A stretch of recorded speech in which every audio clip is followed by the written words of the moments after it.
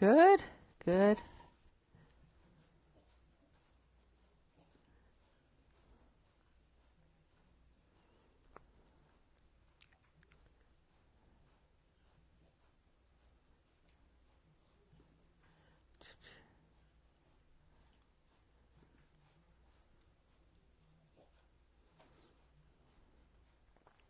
I still have not figured out the whole chat thing yet.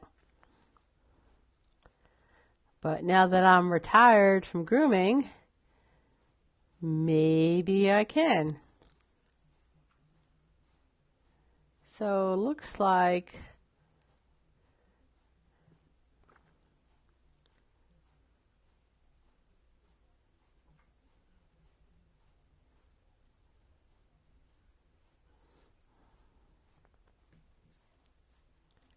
okay, we're good. So, what a beautiful day today. However, you notice I'm wearing a sweater because even though it's June, it's cold. So, as usual, if you have anything in particular that you want to talk about, just type it in the comment box. Hey, Nicole, I will see it, if not eventually, because honestly and truly, I still have not figured out the whole sidebar I'm supposed to have with all the chats from all the groups that this is being things. But anyway, so this is what we're going to talk about today. This is one of my soapboxes. All right, so you're going to probably hear me talking about it everywhere. Okay, heat stroke. All right, so that's the main thing I have that I want to talk about today. And it doesn't matter. I mean, I've been grooming for, oh my goodness, 20 plus, up until today, okay? Because just want to really emphasize, I am now retired from grooming, every single year since I started grooming, I have this, it's hit the newspapers, a dog has died in a grooming facility because of heat stroke every single year. All right. I cannot point to a year where like, oh my God, it didn't happen this year. It happens every single year. All right. So, and nobody sets out to cause a problem. All right. Nobody sets out to kill a pet when they go to work in the day. So how does that happen? All right. All right. And it's mostly because the groomer did not notice that the pet was in distress. Right. And honestly and truly, this is not just a shop issue, by the way.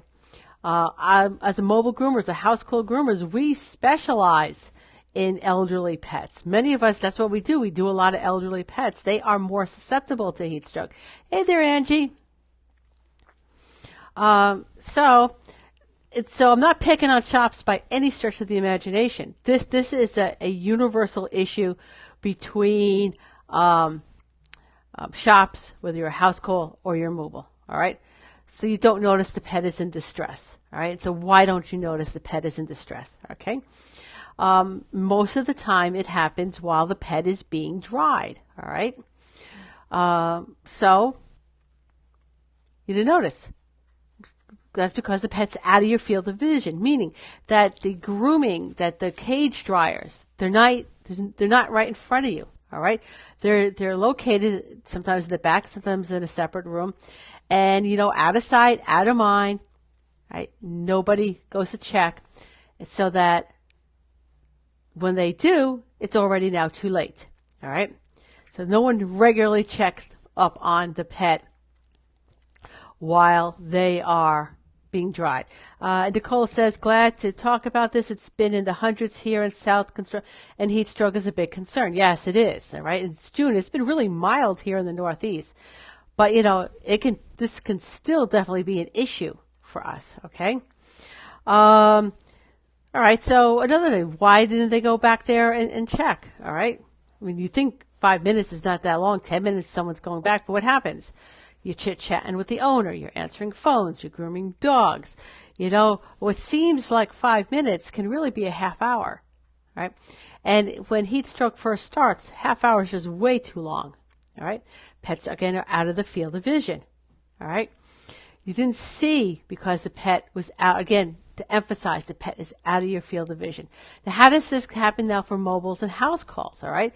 Sometimes we work in tin cans. All right. Basically, so when the heat starts heating up the tin can, we might be able to cool it comfortably enough for us to work in. But does that necessarily mean it's comfortable enough for the pet to work in? All right. Don't forget, we're drying them with our dryers. And even if they don't have a heating element, think about whether the grooming room is a separate room, okay, or that the mobile grooming van, it's enclosed, it's small, there's not a whole lot of air circulation, and the sun can heat up a grooming van to unbelievable temperatures, all right? And because we can cool it down enough to work for us, it may not necessarily be cool enough for an elderly pet to go into the signs of heat stroke, all right? So what exactly is heat stroke, okay? It's when the pet's body temperature surpasses 104 degrees. So the average body temperature of any given pet is anywhere between 101.4 to 102.9, so essentially 103 degrees. And so when it goes up, the body temperature goes up 1 degree. Now it's the beginnings of heat stroke, all right? And the factors that set, and it isn't in this, Mimi wants to know what's the temperature the room should be at. All right, this is going to be a very subjective question, okay? I would say, for me, comfortably to work in, probably somewhere in the 70s might be good. They make, from Amazon or Walmart, they make little thermometers that you could put in different places around the room, so you could actually monitor the temperature of the room that you're working in. Okay? Oh God, where was I? So it's when, for the dogs. She wants to know the temperature for the dogs. Probably upper 70s, low 80s maximum should be comfortable for them to work to be in. All right. Don't forget, you also got to take into consideration what the ages of the pets that are in your care. If there's a lot of older dogs or cats or immune compromised or puppies or kittens, you have to take that all into consideration. Okay? So where was I? So what sets the stage for a heat stroke is an enclosed space with little to no air circulation, all right?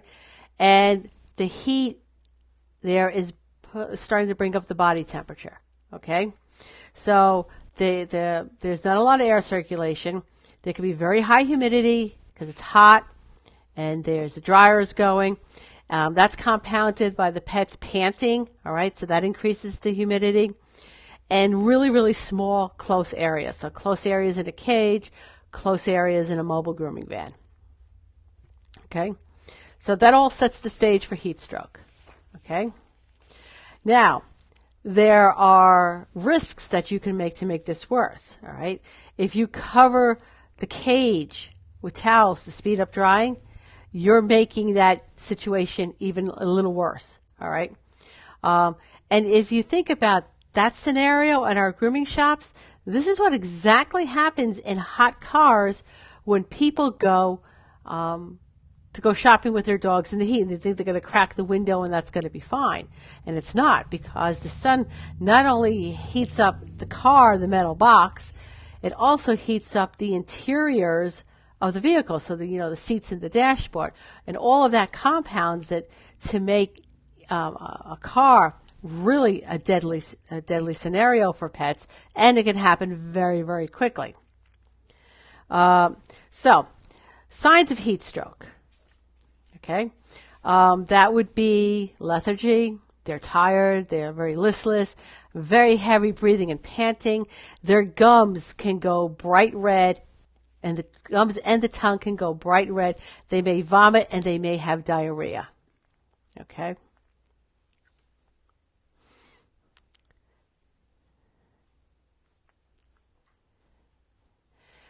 And Bobby, thank you. Happy first week of retirement. Yes, I'm so excited about that. And until I actually figure out how to get all the comments in one spot, I just got to flip through these periodically. Okay. Mimi says there's no regulations in most states for anyone to be actually educated on this. Thank you. Thank you for watching, because, education goes both ways. All right. You have to want to learn. But yeah, and we're, like I said, here in the Northeast, it's been really mild. All right. So it can be very deceptive, for cases of heat stroke, that we don't think that it's hot enough, but it can be really hot enough. Okay. So what can heat stroke cause? It can cause shock, respiratory distress, kidney failure, heart failure, organ failure, a host of other chronic medical conditions. And damage becomes irreversible once the body temperature reaches 106 degrees. Okay? That's only a 2-degree difference from the time heat stroke starts at 104 to irreversible damage. The body temperature is at 106. And that is only 3 degrees from what could be considered a normal temperature. Okay? So let me tell you what happens when the pet reaches 106 degrees. Death. Death follows. Okay? So it's really imperative that this pet receives medical attention before the body temperature reaches 106 degrees. All right? And the only way to really prevent heat stroke is constant monitoring. All right? Paying attention. Having somebody sit there in the drying room. Now, if you have a drying room and it's away, it doesn't mean like the person just has to sit there and do nothing. Okay? There's paperwork that can be had. And having somebody sit back, and if you have a separate drying room, can really have a good feel for what the temperature really is like when they have to sit back there in the dryers. Okay? So where was I? So if you suspect a pet has heat stroke, okay, and again, minutes matter for this, remove the pet from the heat. And that doesn't mean just turning off the dryers. It means removing the pet from the heat, because even if they're still in the cage, that cage is still hot. Okay? So take them out. You want to reduce their temperature. And the way that we can do it, okay, is with cool water, not cold water. More water just needs to be cooler than their body temperature. You don't want to cool a pet with cold water, because what happens is that you cause the blood vessels to constrict and will actually trap heat in the body. So wrap them up with cool towels. Put them in a tub with cool water, tepid water. All right? Think lukewarm more than anything. All right? So that their paws are in the water. Wrap them up with the cool towels, and you're going to have to swap out their towels. And the first thing you truly want to do is you want to contact the veterinarian to let them know this is what is going on, right? Because there are other ways to reduce the temperature of a pet that's in heat stroke. And honestly and truly, that is totally within the realm of the veterinarian. But they need to be prepared for your arrival. Okay? So this is why you should have waivers for all the pets. All right. So in the case that this happens, that you can indeed go over to the vet and, have this pet treated, because a vet will not treat a pet without such a waivers. Okay. So again, now talk about some things for prevention again. Have someone stationed there. If you have a dry room, stationed back there. Or set an alarm, a physical alarm, so that every 5 minutes somebody goes back and checks that. Okay? You can redesign your shop, all right? So, and that can be a little expensive, but you can redesign it so that when pets are drying in cages, they're drying right in front of you. You'll be able to watch them and provide water for these pets, all right? You could also table dry the pets. All right, because then eyes are visually on the pet, because you could still, what do you call it? You could still, where was I? Mimi just put a comment in. I got distracted, Mimi. So that if you table dry the pets, eyes are on them, but you could still, a pet, even though they're table dried, doesn't mean that they won't go into a heat stroke. But your eyes should be on this pet. All right. The downside to that, there honestly and truly are some pets that are very scared of the high velocity dryer, and that is not a feasible option for those pets. All right. Okay. So Mimi said, I've never seen groomers give any water. They should, even as a mobile. You know what? I have water for the pets in my care. And they're only in my care hour and a half at best. Okay. I had another thought.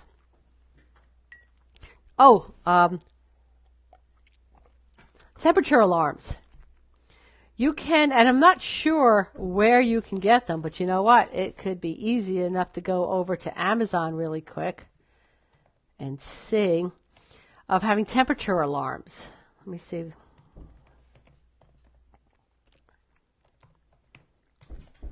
Temperature alarms. Okay. They do sell. They have a lot of them. Lots of different price points here too. All right. So you could also get temperature alarms where you could set the alarm to a certain temperature, and then when it exceeds that temperature, it will sound an alarm. And there are all sorts of prices. And I just did temperature alarm in the search box for Amazon. And they are anywhere. I've seen them here for $18, all the way up to 150, up to $150. So it depends on how much you want to spend. I'm guessing that the more you spend on it, the more accurate it is. However, these are mechanical devices too, and mechanical devices are subject to breakdown.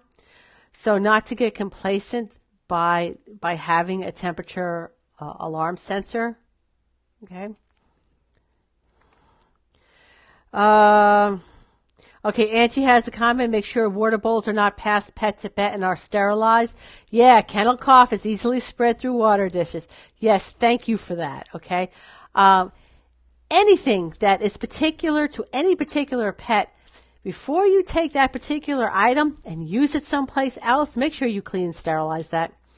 Nicole says she switched from kennel dryers to box fans and put a dehumidifier in. Made a huge difference in the temperature of my bathing and drying areas. Yeah, that's really a good point, because a lot what adds to it isn't just the temperature that happens. It's the humidity in the room, which could also contribute to how fast a pet can go into heat stroke. So yeah, having a dehumidifier is a really good idea.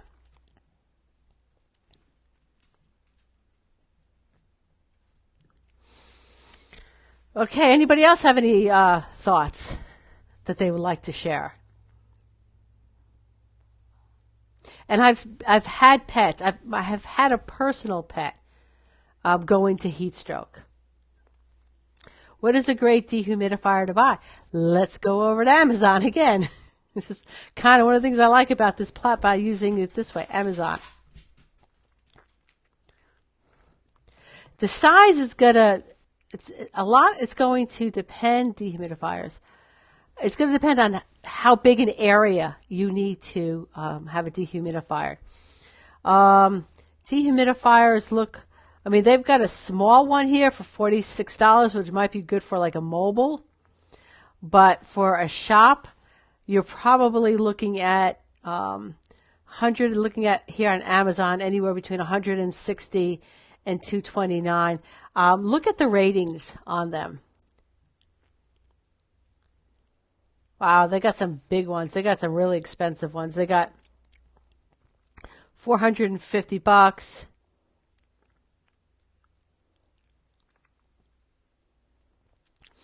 A lot's going to depend on the size of your facility. Okay? Okay. Angie says Frigidaire, they're energy savers and they're a total beast. Yeah, that was the one that was 400 and change, by the way, on Amazon. They may have lesser, smaller ones, but if you have If you have a big shop, you may have to spend a couple $100 on a really good dehumidifier. All right. Yeah, humidity is insane here in the South. You want to know why? When I was looking for a place to retire, I was not going south. It's because of your humidity. It's crazy. Angie says her Frigidaire could suck up all the water from 20 dogs, and it's the larger kind, was $300 or something. And we are covering about 700 square feet with it. Yeah, size is really going to, the price is probably going to depend on the size you need. Nicole says mine holds a couple gallons and I dump the water 2 or 3 times a day. Yeah. Yeah, the way that a lot of them are set up, that's exactly what it is. There's like a reservoir in the back and you can dump the water. What I would do, I actually had a larger one in my mobile grooming van, not the one I have now, but the one I had before because it was a more open area. And I would dump that at least, even as in the mobile, I was dumping that a couple times a day as well too. Yes, and as an added bonus, we use the water for the plants in the front room. Yeah, that's exactly what I do. I'm not going to like dump water down the drain. I'm going to dump water like on my plants. Grizzly Air makes one I was going to purchase, but it's very expensive. Let me just go over to. Let me see if they have them here. Grizzly dehumidifiers.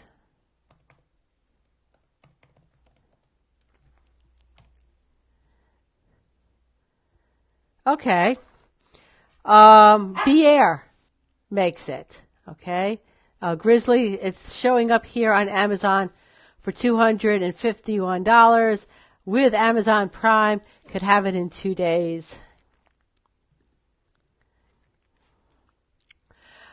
But you know what? Home Depots, Lowe's, Best Buys, they all have them. You could probably check them out and see what they have. And yeah, Angie makes a really good point too. Whoever is your energy provider, all right, a lot of times they offer like rebates for energy saving devices, such as dehumidifiers and stuff. And this, let me just let this dog out.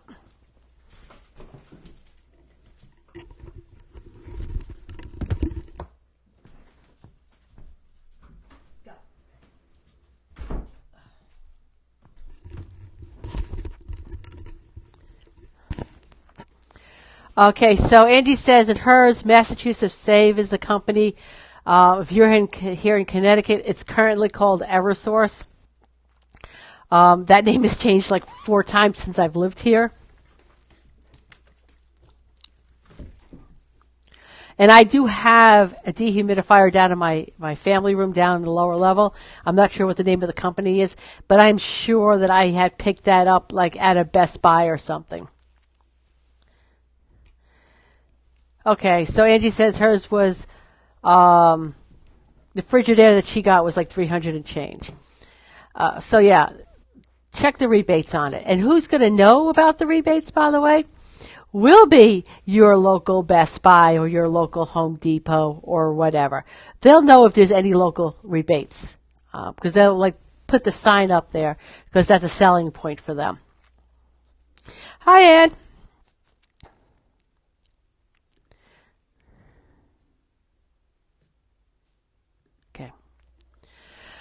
All right. What's upcoming? Okay. So upcoming workshops for, Mimi, Angie wants to know what state you're in. Okay. So upcoming workshops. We have two in June.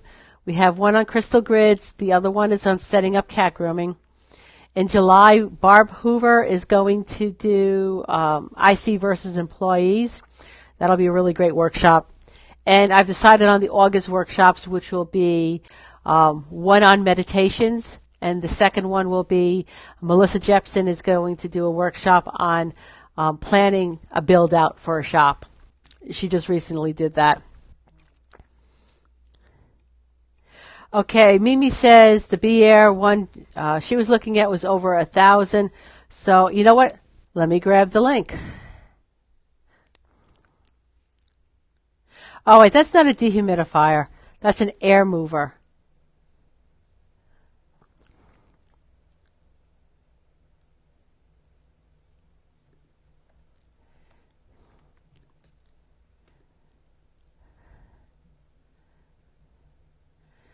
And Command V.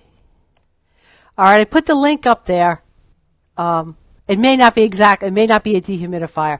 Oh, Angie wants to remember on July 17th. No, is it the 17th? Yes, it's the 17th and the 18th. I just looked up on my calendar.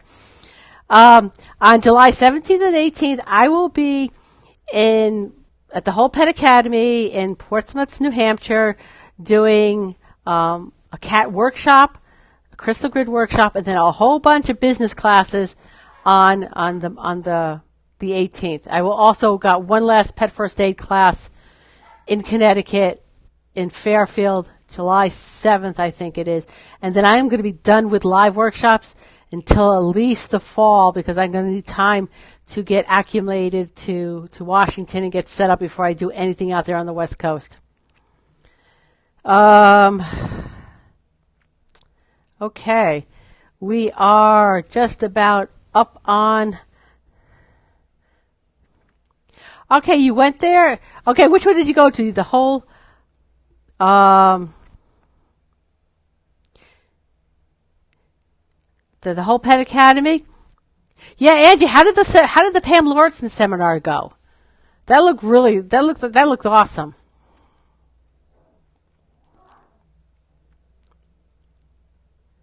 Supercoats, yeah. Pam Lawrenson just did a workshop at the Whole Pet Academy today, right? Today? Yeah, that's Pam. Pam is awesome.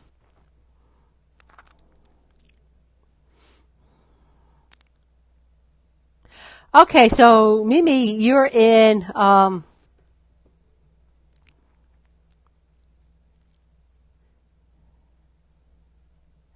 Okay, so Mimi says in Peterborough, yes, with Dara.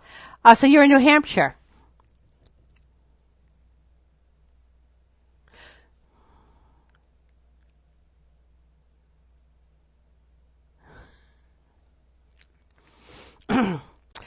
All right, so we're coming up on the half hour. If there is any topics that you want to talk about for next week, it looks like I will be doing live streaming.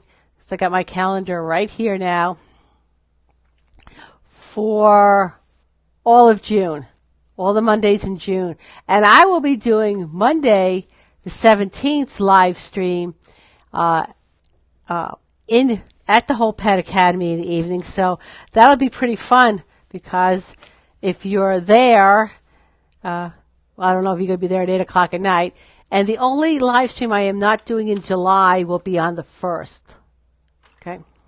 So anyway, okay. So Mimi, you're in Boston. Okay. So then you have Massachusetts Save. So you should check them out and see if they're offering you any kind of rebate for a dehumidifier. So if anybody has any topics they want me to talk about next week, let me know. If not, I'm going to wrap it up. I just want to check just to make sure there's no more questions. Okay. So yeah, Bobby. Hey, Surya. Bobby also makes it, but then watch your water temperature as well too. That's a really good point, because since the dog's cat's body temperature is a little higher than ours, water feels warmer to them than it does to us. And there's a really good explanation for it. I don't know it. It's been explained to me, but in one ear, out the other. But there's a reason for it. So the water temperature, if it feels warm, it feels warmer to them than it does to us. Okay, so that's a good point to make. Thank you, Bobby. And I think that's it. Questions? So, is my seminar schedule on my website? Most of the time, I'll say. What's not up on the website is the ones for the whole Pet Academy, because I'm not taking registrations for that. Dara is, but everything else is up there. So if you go to positiveed.com and under upcoming, should be under upcoming, the tab upcoming workshops. Yeah, upcoming workshops descriptions. All right, so what's up there is just the upcoming classes. Oh, and I changed the freebie for signing up for the newsletter. If you want to watch the Pet First Aid Kit workshop, you can watch it at no charge. You got to sign up for the newsletter. All right, it's right up on the website. And I think that's about it. Yes, Anne, if you're looking to do the workshops at the Whole Pet Academy, Angie put up the link to Dara's Facebook page for the school, and it should be listed up there. Okay? All right. Oh, and Angie was also really nice enough to put up and those who are watching in other groups, in the Pet Groomer Town Hall, Angie has put up the link for Massachusetts, for the electric company from Massachusetts, where you can get rebates for the dehumidifiers. Okay? So, good night all. I will see you next week. I'm not sure what the topic will be next week, but it'll be something. I guarantee that. And, but if you have something you wish to discuss, you could always post it in any of the groups and let me know, and I'll make sure I cover it. So I'll see everybody next week.